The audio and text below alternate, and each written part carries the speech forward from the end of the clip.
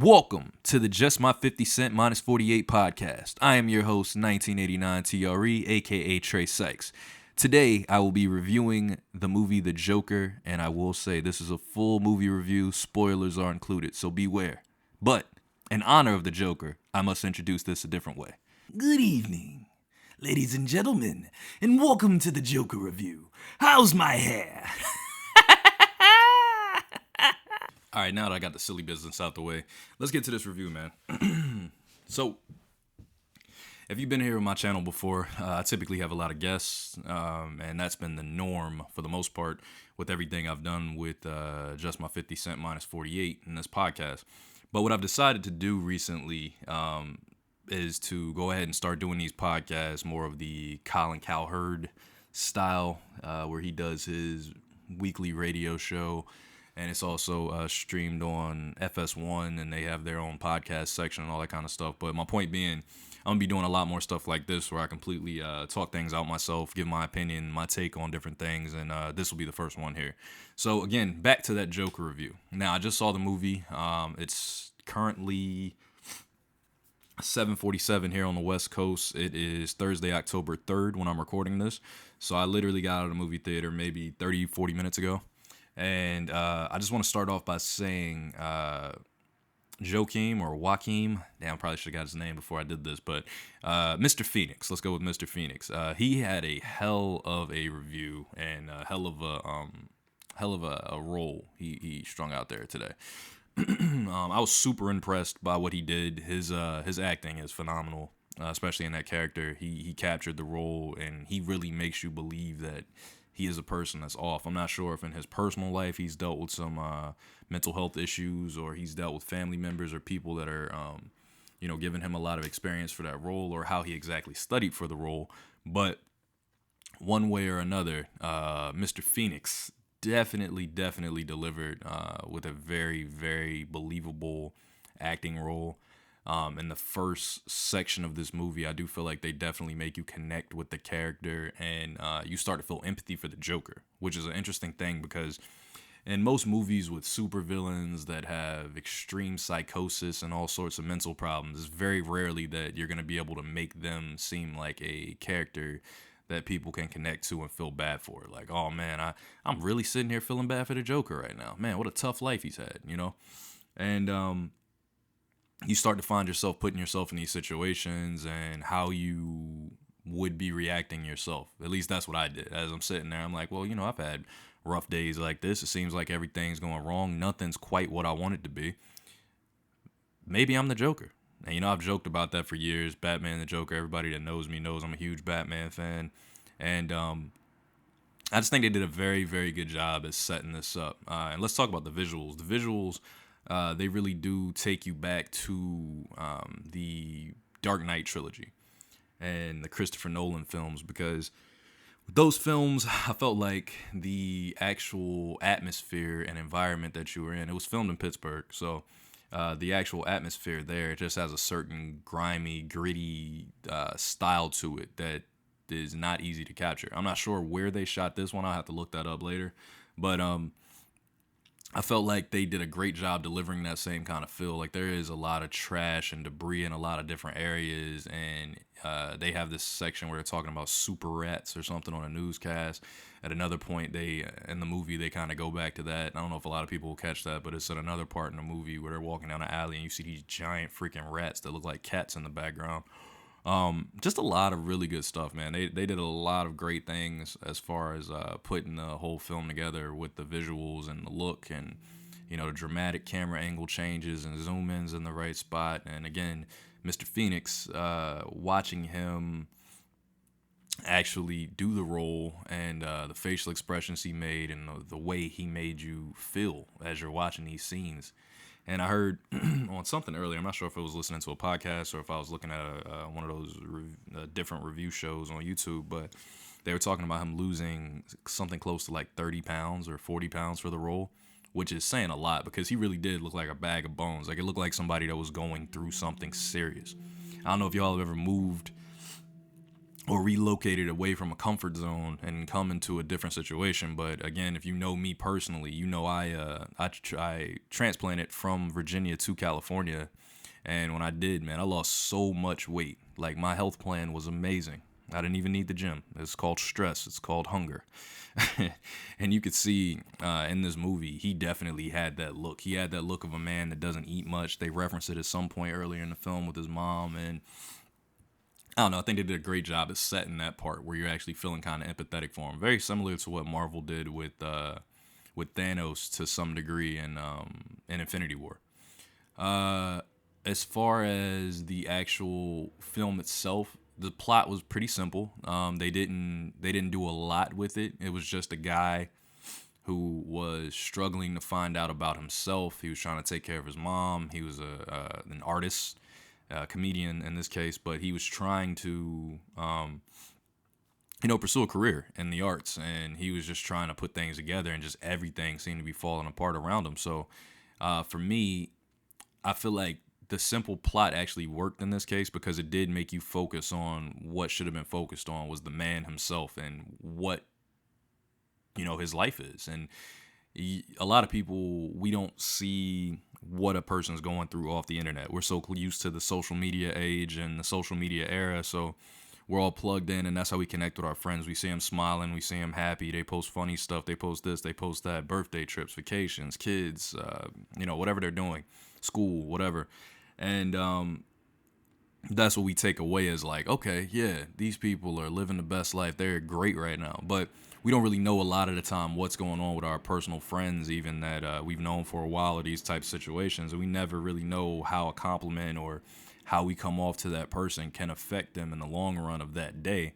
And this is one of those movies, I think, that a lot of people were nervous about the American serial killer problem. That was a big setback with this movie. People were like, a lot of theaters aren't even showing it because they were nervous about the way people would react to it and it triggering people to become serial killers and or mass shooters, I should say, not necessarily serial killers, but mass shooters.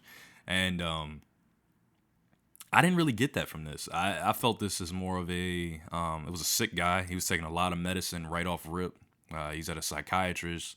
It's the only way he can get his meds. He's going back. You can tell it's not helping. He's clearly going through a lot of stuff still. The meds aren't helping. He's asking for more meds. It was just a sick dude who had a really screwed up life, and they really made you feel that early in the film. Once he started to snap, it was like, oh, he's gone. I did see on a review earlier that I watched before I actually saw the movie, they were talking about the movie Falling Down. And with Falling Down, it was a very similar kind of plot where everything was just kind of pushing him. He was crazy too in his own right because he just snapped. But once he snapped, he was losing it over a cheeseburger and all sorts of stuff inside of that fast food restaurant. I don't know if y'all ever seen that movie, but if you haven't, you should definitely look up Falling Down with Michael Douglas. It was a great movie. Early 90s, cheesy acting in certain parts, but not the point. But yeah, as the movie progresses, they tie in the Wayne family very well. He has a little scene with Bruce that's really uncomfortable and awkward. You start to see how crazy he really was. Like, he's envisioning things and just stuff that they show as if it's fact. You start to realize that they're using camera tricks and it's just in his head, like you've jumped into his head.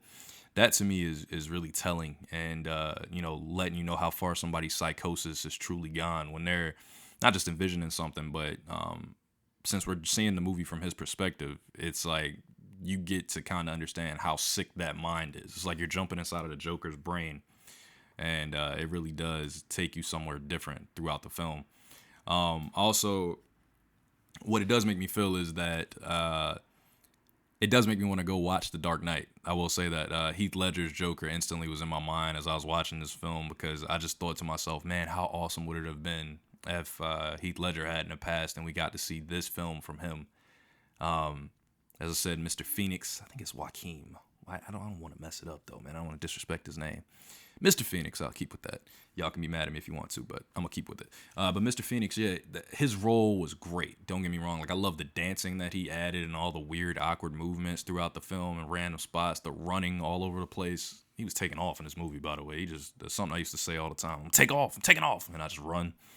When I first got to Long Beach. When I was skinny like that, go figure. Same thing. Maybe it's just the hungry, skinny thing. You just run a lot because I used to do it all the time. But not so much now. I packed on some pounds. It's not the move no more. At 230, I'm more of a walker. But none of that was my point. I digress. Basically, what I was saying was it does make you think of Heath Ledger and like, man, how great would that have been to have seen an origin story for him and how he got to where he got and why he ended up being the way he was in his incarnation of the film. As we got toward the end, when he finds out about his mom and him being adopted and that he was lied to and that, she made up all this stuff about her and Thomas Wayne and he didn't had all these different interactions and his mind is basically blown and he starts his killing spree. He killed 3 guys on the subway.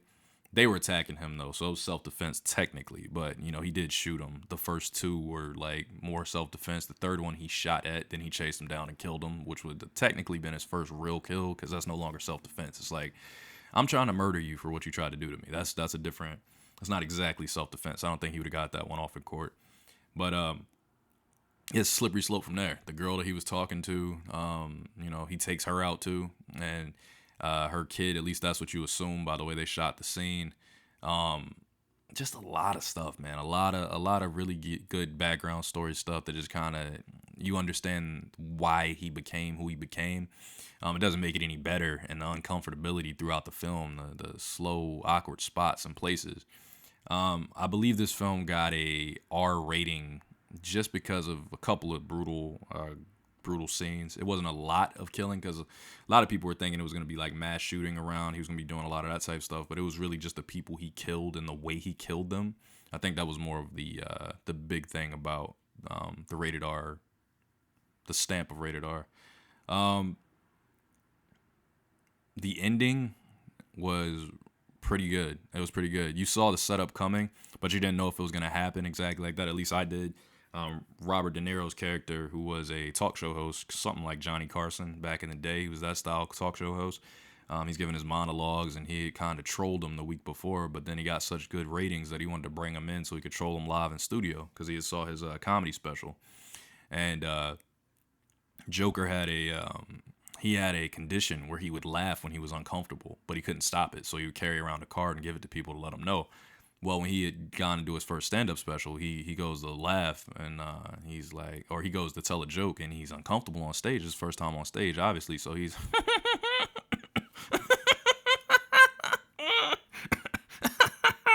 so he kept doing that, and the crowd is heckling him, and the video goes viral, basically, for that era, for the time period that we're talking about, and it basically ends up on Robert De Niro's show, and he's with his mom in the hospital. His mom was sick. He's just having the worst day ever, and then he sees that clip go on, and Robert De Niro's character, I don't remember the name of that character at all, but he calls him the Joker. He said, "This Joker here thinks da da da da."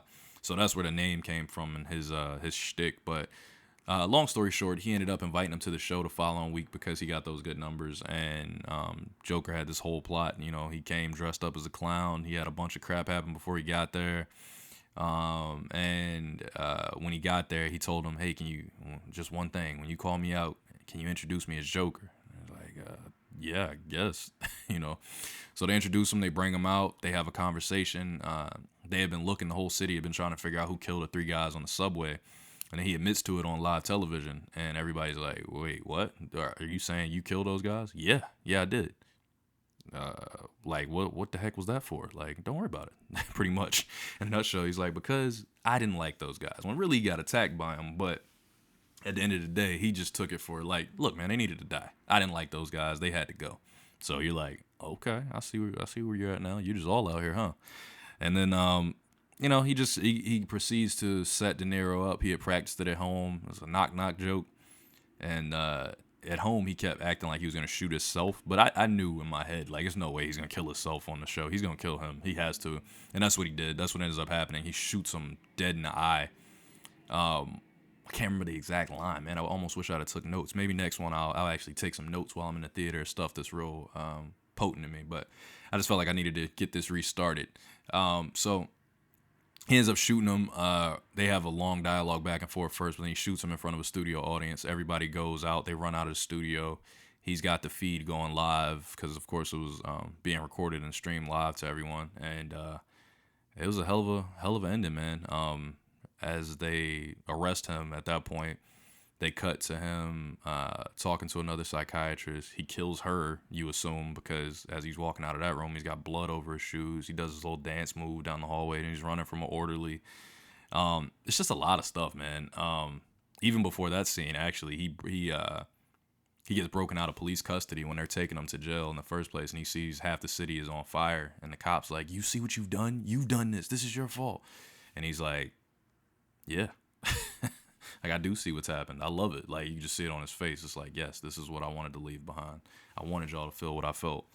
And he ends up getting out. Somebody breaks him out, and he's in front of all his people. It's just a band of misfits. You just see everybody in the city is just embracing the fuck out of what he did. And it's wild, man. It's a wild ride that you go on. It definitely left me feeling, had me tapping into more dark feelings, I would say, for sure. By the end of the movie, I'm thinking about stuff in my life and, oh, woe was me in certain areas. So I will say that for people that aren't in their best headspace, that might not be the greatest movie for them to go see, because I think they do deliver the very dark take of life very well. Like, it took me back to a place of stress or depression or dark feelings that I've had at some point. But the thing for me is, when I watch film, when I listen to music, when I look at anything that's creative, I always want to feel something, whether it's comedy, art, whatever, dance. I want to feel something. If you can make me feel something, you've done your job. And I will definitely say The Joker made me feel something. So that would pretty much be how I give my review. I would give my review off of, did I feel something? Did I not feel something? And if it's a horrible feeling that I feel, I'll let y'all know that too. But this was definitely a great feeling. I think this was a movie that you want to see. It's something that I definitely will buy when it comes out, and it'll be a part of my collection, because he did a hell of a job, man. All the actors and actresses did a great job in this movie. Everybody covered their role well. Again, the visuals were amazing without having all the CG everywhere, and I thought that was a big deal, because with comic book movies, we've become accustomed to a lot of flying and this and that, but this is just a man. This is just a man who lost his mind, and he was already crazy from the beginning, but he just got crazier as it went on. So very good movie. Really enjoyed it. Strangely enough, it doesn't feel like one that I would need to go back and see again. I feel like I embraced it all, I understood it all, and it's like something that I would add to my collection as like a DVD or a digital download or something to that effect. But as far as needing to go to a theater and see it physically again, I don't think that's something I would need to see again in theater. But I really did enjoy it. It was a very, very good movie. And that will pretty much wrap my review, man. I'm not going to stay up here and ramble too long. I think I gave y'all about a good 20 to 30 there. I'm not 100% sure how long I've been talking, but let me see. About 15 minutes, it looks like. So, yeah, I'll definitely I'll stop it there. I appreciate you guys for listening if you made it all the way through. If not, hopefully I get you next time. But if you are listening to this, feel free to like, subscribe, comment, tell me what you thought about the movie. Give me any other movies you'd like to hear me review, even if they're older movies, music, whatever you want to hear, let me know.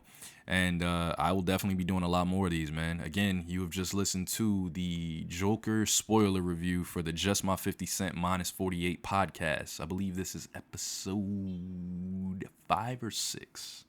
I don't know, to be honest with you. I'm just completely all over the place. I just wanted to get it out there, y'all. Don't judge me.